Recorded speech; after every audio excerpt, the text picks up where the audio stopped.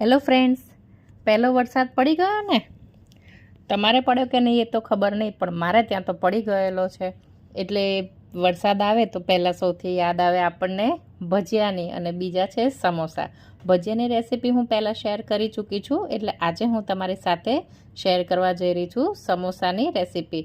એટલા ક્રિસ્પી અને એટલા ટેસ્ટી કે બહારના તો બિલકુલ લવાય જ નહીં, ઘરે આ જ બનાવે. એના માટે મેં સૌથી પહેલાં એક વાસણમાં લઈ લીધી છે 2 વાડકી મેંદાનો લોટ. તમે ચાહો તો થોડો ઘઉંનો લોટ પણ નાખી શકો છો. મેં અહીંયા 2 વાડકી મેંદાનો લોટ લીધેલો છે અને અડધી વાડકી ભાખરીનો જાડો લોટ લીધેલો છે. ત્યારબાદ મેં એમાં 7 થી 8 ચમચી ઘીનું મોણ નાખેલું છે. મારી ચમચીની સાઇઝ નાની હતી એટલે 7 થી 8 ચમચી નાખેલી છે. તમે 3 થી 4, જો મોટી ચમચી હોય તો 3 થી 4 ઇનફ છે. અને 2 ચમચી આપણે આમાં તેલ નાખવાનું છે. આમાં મેં બંને વસ્તુનું મોણ નાખેલું છે, ઘી અને તેલનું. ઘીના મોણથી એકદમ મારા સમોસા ખસ્તા બને છે, એટલે મેં ઘીનું મોણ નાખેલું છે. ત્યારબાદ મેં એમાં અજમો વાટીને નાખી દીધેલો છે. અજમાનો જે છે આપણે એ ગેસ માટે પણ સારું છે, અને જે એનું ઉપરનું લેયર હોય એ અજમાનો ફ્લેવરના કારણે બહુ જ ટેસ્ટી લાગે છે. આપણે જો મોણ કેવી રીતે આપવાનું છે, આવી રીતે મુઠ્ઠી પડતું મોણ આપી દેવાનું છે. તમને જે વસ્તુ ઓછી લાગે એ તમે તમારી રીતે એડ કરી શકો છો. ત્યારબાદ મેં એમાં અડધું લીંબુ નીચવી દીધેલું છે.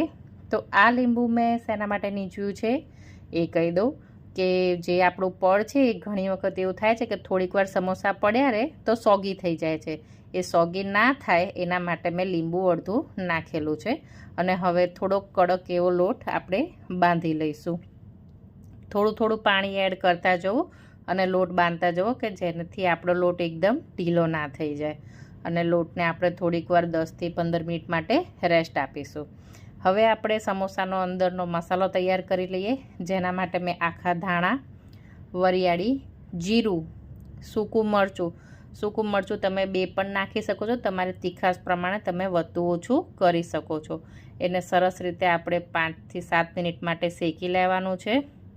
અને કલર ચેન્જ થાય એટલે આપણે એને વાટી લઈશું. ત્યારબાદ એક કઢાઈમાં મેં તેલ લીધેલું છે, એમાં આદું નાખેલું છે. વાટીને આદું મેં એક સરસ મોટો કટકો લીધેલો હતો, એ નાખેલું છે. જો તમને ફાવે તો તમે આમાં લસણ પણ એડ કરી શકો છો.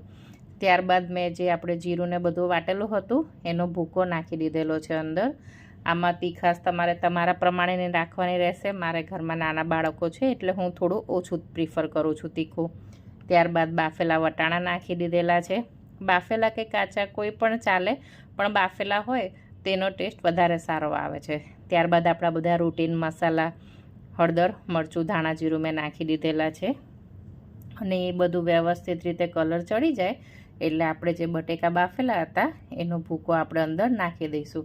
હા, અહીંયા મેં 500 ગ્રામ જેટલા બટેકા બાફ્યા હતા, જે હું આગળમાં શૂટિંગ કરવામાં ભૂલી ગઈ હતી. આ 500 ગ્રામ બટેકા છે મારા, અને આનાથી તમે ઓછામાં ઓછા 20 થી 25 સમોસા બનાવી શકશો. હવે આપણો બધો મસાલો વ્યવસ્થિત રીતે તૈયાર થઈ ગયેલો છે. આમાં સ્વાદ અનુસાર મીઠું, અને મેં જે વધેલો મસાલો હતો ધાણાવાળો એ બધો અંદર નાખી દીધેલો છે. ત્યારબાદ વધારે ફ્લેવર આપવા માટે મેં એમાં ચાટ મસાલો નાખેલો છે. તમે ચાહો તો આમાં ચાટ મસાલા ઉપરાંત પણ જો એવરેસ્ટનો પાણીપુરીનો જે મસાલો આવે છે એ પણ એડ કરી શકો છો. એનો ટેસ્ટ પણ બહુ જ સરસ લાગે છે. જુઓ, મારો બેટર એકદમ તૈયાર છે હવે. ત્યારબાદ મેં જે લોટ હતો એમાંથી એક આખું ગુંડલું લઈ અને રોટલીનો શેપ આપી દીધો હતો, અને એના 2 કટકા કરી હવે આપણે એને સમોસાનો શેપ આપવાનો છે. સમોસાનો શેપ આપવો એકદમ ઇઝી છે.